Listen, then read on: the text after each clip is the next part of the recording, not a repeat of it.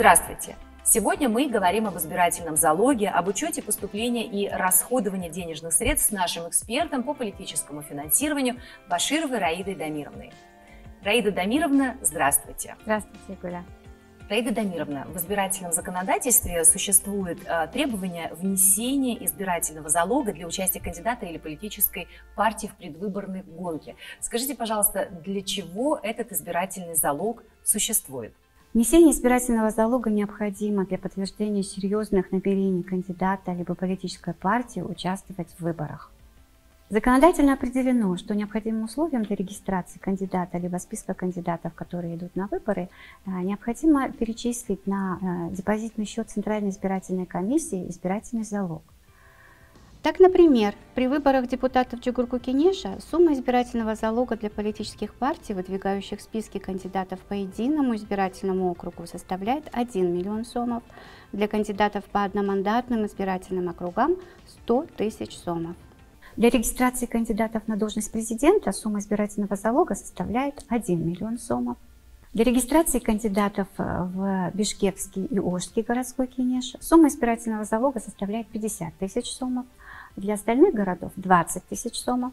Для регистрации кандидатов в Аильный Кенеше сумма избирательного залога составляет 1 тысячу сомов.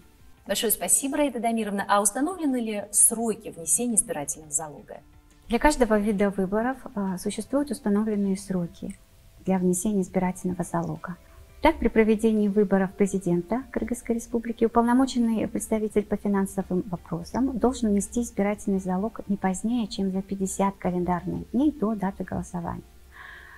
Если это выборы депутатов Чугурку-Кенеша, то этот срок у нас составляет 40 календарных дней до даты голосования. Если это выборы в городские Кенеши, то этот срок составляет не позднее 40 календарных дней до даты голосования. А если это выборы в Аильные Кенеши, то уполномоченные представители должны представить банковский документ не позднее, чем за 30 дней до даты голосования. Большое спасибо.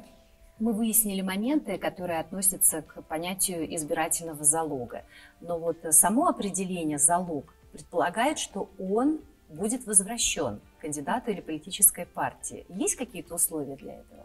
Да, Игуля, есть условия. Избирательный залог возвращается кандидатам и политическим партиям, получившим определенный законодательный процент голосов избирателей, которые приняли участие в тех или иных выборах, при условии, что они вовремя предоставляют их финансовые отчеты о поступлении и расходовании средств в их избирательные фонды.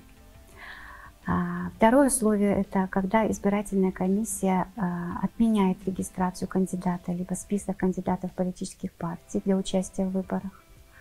Третье условие – если сами кандидаты либо политические партии отказываются от дальнейшего участия в выборах, но при этом до момента, когда изготовлена форма и текст избирательного бюллетеня. И четвертое – если Центральной избирательной комиссией выборы признаны несостоявшимися, а результаты выборов недействительными после предоставления в Центральную избирательную комиссию всех финансовых отчетов, которые нам требуются в рамках законодательства. А оставшиеся суммы избирательных залогов перечисляются в республиканский бюджет. Большое спасибо, многое прояснилось лично для меня. Ну а есть такая пословица «деньги счет любят». Мне кажется, она наиболее актуальна в политике, даже больше, чем в обычной жизни. Скажите, пожалуйста, вот как кандидаты и политические партии должны отчитываться по своим средствам из их избирательных фондов? Да, Игуля, деньги, особенно в политике, они любят счет. Поэтому кандидаты, политические партии должны вести учет всех денежных средств, которые поступают и расходуются из их избирательных фондов.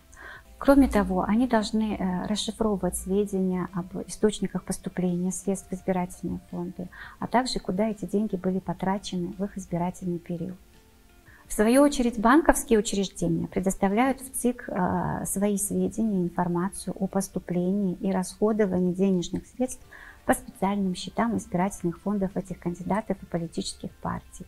И эта информация в обязательном порядке должна опубликовываться на официальном сайте Центральной избирательной комиссии.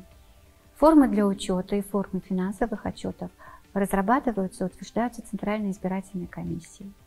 Раида Дамировна, большое спасибо. Это был очень интересный, познавательный и полезный разговор. Спасибо, Благодарю Игуля. вас.